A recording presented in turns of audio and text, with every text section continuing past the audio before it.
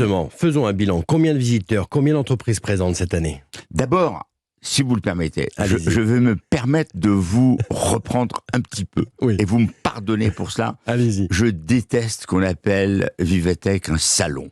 Parce qu'un salon, c'est un endroit où on montre les choses, c'est statique, Ouais. c'est une exhibition de produits. Alors comment on dit? Alors que Vivatech, Ouais. c'est un C'est une événement. vitrine?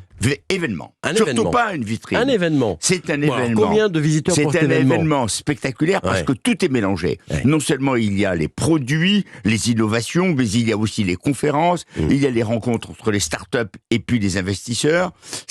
Où il y a aussi la possibilité de signer des contrats. C'est quelque chose qui est assez inouï, qui est unique au monde. Combien de visiteurs? 91 000 à Paris. 300 000 sur le digital. Ouais. Donc, qui se sont connectés.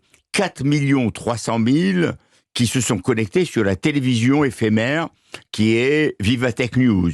Et puis, des chiffres, alors à ce moment-là, inouïs que je n'ai jamais vus dans aucune opération. Nous avons touché 400 millions de personnes dans 146 pays et il y a eu 3 milliards de vues au travers des réseaux sociaux, etc. Et ont été présentées, Maurice Lévy, des innovations assez folles, assez dingues, qui sont finalement notre avenir, peut-être? Mais absolument. Racontez-nous. Et qui sont aussi... Qu'est-ce qui vous a frappé? Alors, il y a énormément de choses qui m'ont frappé. La première chose qui est assez amusante, c'est le fait de pouvoir réserver sur une application une espèce de taxi volant, sans conducteur, qui vous conduit d'un endroit à un autre, et c'est le 5e élément de Luc Besson qui est présent. Mais il y a aussi, tout simplement, la livraison de médicaments à domicile dans des endroits très éloignés.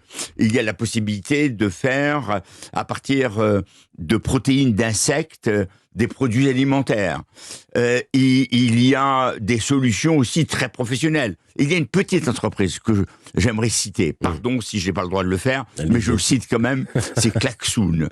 Klaxoon est toute petite entreprise quand elle nous a rejoint à Vivatech la première année.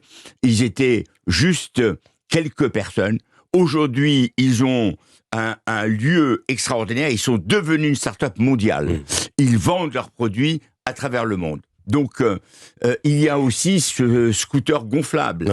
Il y a une chose très intéressante. Renault a présenté le prochain Scénic qui est fait à base de produits recyclés.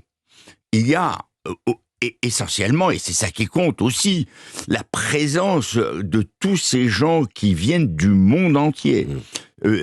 Vivatech a été choisi par aussi bien Jack Ma, le chinois, que par Mark Zuckerberg ou Tim Cook. Cette année, nous avons eu CZ, qui est le fondateur de Binance, qui est la plateforme de cryptocurrency, de crypto-monnaie, et avec Vitalik Buterin, on avait l'impression que c'était un concert de rock. Les gens se pressaient partout, on ne pouvait pas passer. C'était absolument inouï.